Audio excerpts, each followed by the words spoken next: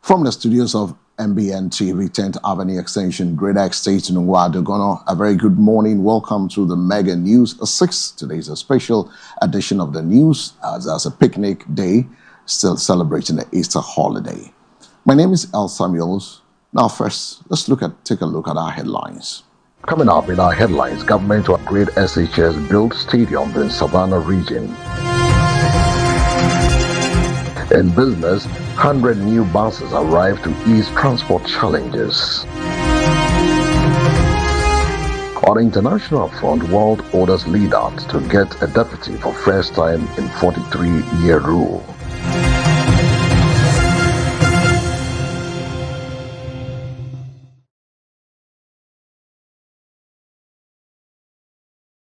The President, John Dramani Mahama, has assured residents of the Savannah region of accelerated infrastructure development to drive growth and improve livelihoods. The President gave the assurance at the 50th anniversary celebration at the Gonjaland Youth Association in Bupe on Sunday, April 5th, where he was a special guest of honor. The event was held on a theme, 5 Decades of Progress, Empowering Gonjaland Youth for the Future. The President Mahama announced plans to establish STEM schools in Tinga and Busunu and upgrade all senior high schools in the region to a Category A status. He also directed a Member of Parliament for Yape Kusolgu, Dr. John Abdullahi Jinapo, to the President Federal reaffirm plans to construct a sports stadium in Damango to be named the Savannah Sports Stadium to promote sports development in the region. The Paramount Chief of Bupe Traditional Area and the Vice President of the National House of Chiefs, Bupewura Abdullahi Jinapo II, called on government to intensify efforts to curb illegal mining activities along the Black Volta. He urged the traditional authorities' commitment to safeguarding the environment and preserving their ancestral heritage. He also appealed for support to construct the Mpaha Junction in Debris Road, which is currently under procurement. In the area of sports and recreation, the Savannah region is going to get a brand new sports stadium, Savannah Sports Stadium. We're also constructing modern 24-hour markets in every district in this region. So every region will get a modern 24-hour market. These markets will create job opportunities, business expansion, and continuous economic activity. And they are designed with the youth in mind. Opportunity does not announce itself, it must be prepared for. Still with the presidency, the President, John Dramani Mahama, has announced plans to construct a permanent convention and also exhibition centers in Kwawu to host the Kwawu Business Forum and other major international events. Speaking at this year's forum, he said government is discussing with Tozako to develop facility which he said will position Kwawu as a major hub for conferences and exhibition. He added that the project will include spaces for performances, meetings and exhibition aimed at boosting business tourism, economic activities in the area.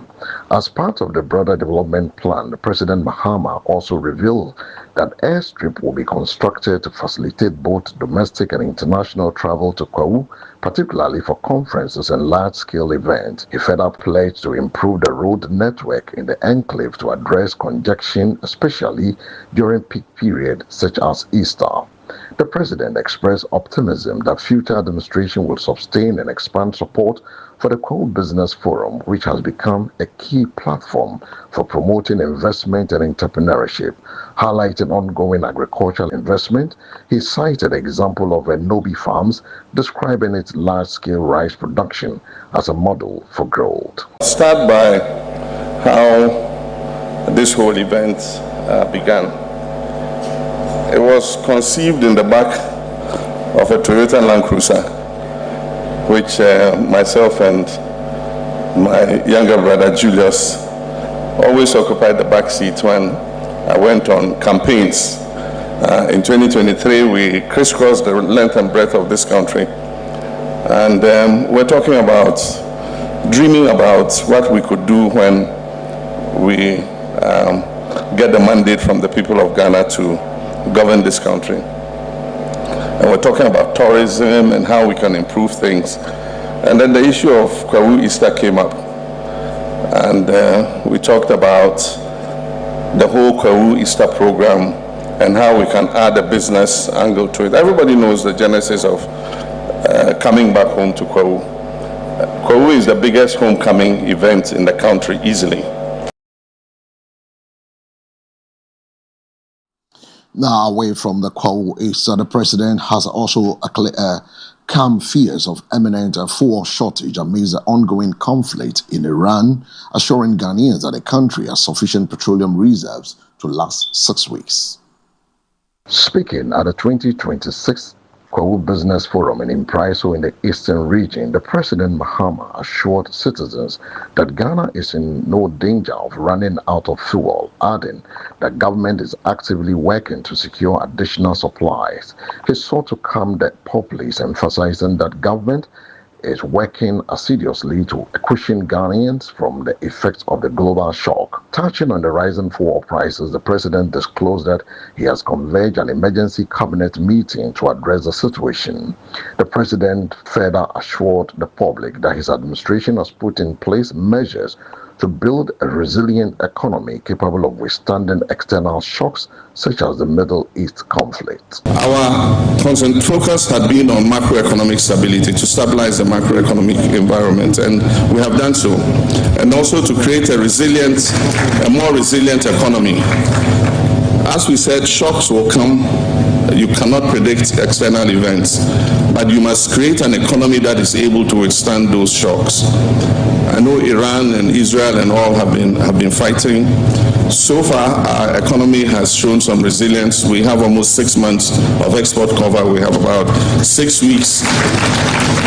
We have about 6 weeks of petroleum stock in our tanks, and so there's no danger of us running out of petroleum within the next 6 weeks. Even as we're using the reserve stocks, we also are replenishing it, and so there's no danger that we would have queues at filling stations and other places.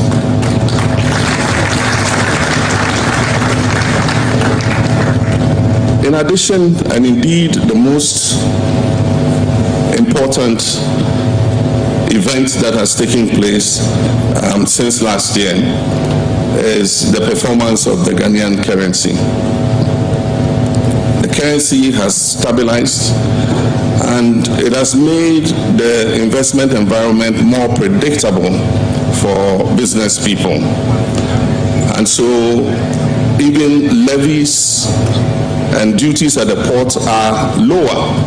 And that's why I tell importers, I don't see any reason why you should try and underdeclare your imports, because the bank.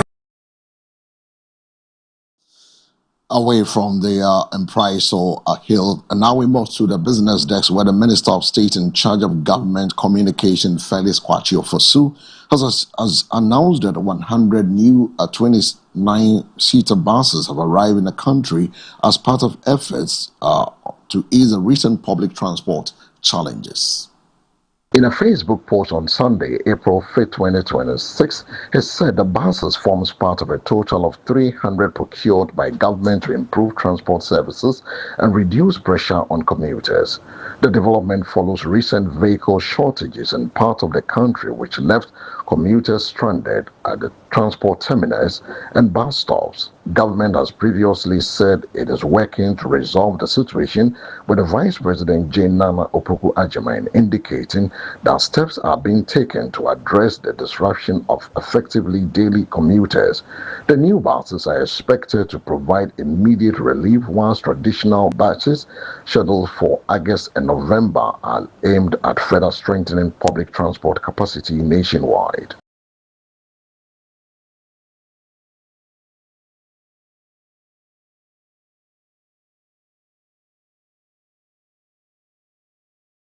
Now, from that business desk, let's move straight to the international front, precisely on the African continent, where Cameroon's president, Paul Biya, the world's oldest leader, is set to get a vice president for the first time in a 4-decade rule, following controversial constitutional changes backed by parliament. Should anything now happen to Biya, 93, the vice president will automatically step in and complete the term before a new election is held. The position was scrapped in 1972. In recent years, the leader of the Senate was expected to act as president, but only until a fresh election was arranged. The opposition said the amendment were hastily drafted and aimed at consolidating power. Even one senator from Biya's party described the process as suspicious. There has been frequent private speculation about the state of Biya's health, but openly discussing it is taboo. He has always defied rumors of his death by appearing in public after a long absence. A joint sitting of both houses of parliament on Saturday passed a bill changing the constitution, which now requires the president's signature, with 200 lawyers voting in favor, 18 against, and 4 abstaining. Supporters said the bill would enhance government efficiency as it would elevate the level of representation whenever an official is required to stand in for the president. It should also lift the burden of succession from the Senate to enable it to focus on its legislative function. Prior to the amendment, the Constitution designated the leader of the Senate to briefly take over in case the sitting president dies or incapacitated. An election would then be held. The approved bill now stipulates that the vice president appointed by the president rather than elected will become the head of state to serve out of the rest of the 7-year term. The opposition said it was submitted without a broad consultation. Social Democratic Front SDF party, which has 6 representatives in parliament, boycotted the vote. It has pushed for a revision in favor of the vice president being jointly elected with the president rather than appointed. And this brings us to the end of this morning's Mega News at 6 live and direct from our studios on the 10th Avenue Extension Great Estate. But now let's cross over to the weather center. I'll bring you some updates from the weather in association.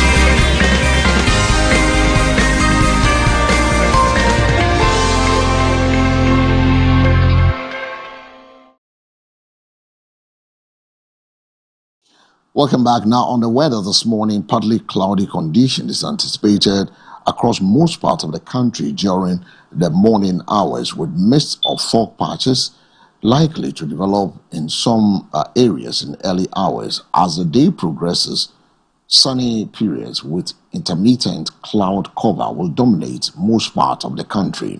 However, localized thunderstorms accompanied by rains are anticipated to develop over parts of the inland areas of the coast, middle and transition sectors from the afternoon into evening, while slightly hazy conditions will continue to prevail over the upper regions of the northern sector of the country. Now, the temperatures for the next 24 hours, the coast will experience a minimum of 24 degrees and a maximum of 33 degrees. Forest, 23 degrees minimum, 35 degrees maximum. Transition, 24 degrees minimum, maximum 36. Northern, 25 degrees minimum, maximum 39 degrees. And that's it for this morning's weather update for the next 24 hours. If there's any unforeseen change, we'll bring you up to speed with it. It is brought to you in association with the Ghana Meteorological Agency. But before we take leave of you, let's take a second look at the headlines. Coming up in our headlines, government to upgrade SHS build stadium in Savannah region. In business, 100 new buses arrive to ease transport challenges. On the international front, world orders leader to get a deputy for first time in 43-year rule.